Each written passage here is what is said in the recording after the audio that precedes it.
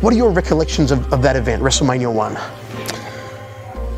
There was a lot of jealousy because nobody understood what Vince was doing. You know, Vince was way outside the box from what his father did. His father had a vision, the standard vision of being the best wrestling company and staying very territorial.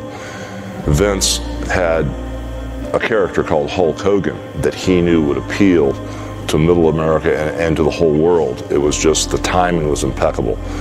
You had this all-American hero that says he's from California with the blonde hair and the golden tan, and his morals are training, prayers, and vitamins. It was the ultimate perfect character that would transcend any language, any barrier, and the physicalities of the way this character looked and the actions in the ring, that transcended and translated in any language. So he put everything on the line for WrestleMania, and I just remember there were so many wrestlers that were jealous. There was a wrestler named David Schultz, Dr. D, who thought WrestleMania was his idea to bring Mr. T in, and it wasn't. It was Vince's idea.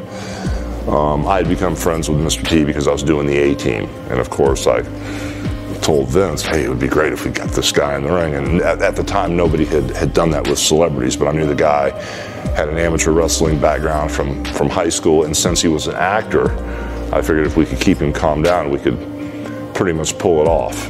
Mr. Wonderful Paul Orndorff was a redneck kid from Brandon, Florida, and he had a reputation. He just lived a few miles away from here. He was a real redneck type kid, and just even when he got in the wrestling business, he had that same mentality. You know, Mr. T's not a wrestler, he's an actor, we're going to break his leg. And at the time, Roddy Piper had that same mentality. Nobody had switched gears yet.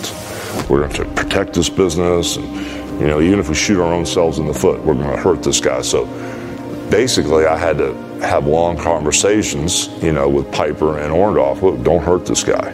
There's a huge opportunity. Vince wants to do something that's never been done before and make everybody household worldwide stars, and this is the diving board for us to take off on. So, you know, it took a while to calm the wrestlers down, and Mr. T was really, really good at working out and getting in the ring, and there's a lot of conditioning that goes on, especially with your nerves. Yeah. When you get in the ring, you can be very calm talking with me here now, but if I step in a ring with you in front of 40,000 people in a wrestling world, I don't know what happens, but your demeanor changes inside. Your energy and your nerves, believe me, will change if I've got my red and yellow stuff and I'm staring you down. I don't care if you're an MMA fighter or what, just the whole thing changes for some reason.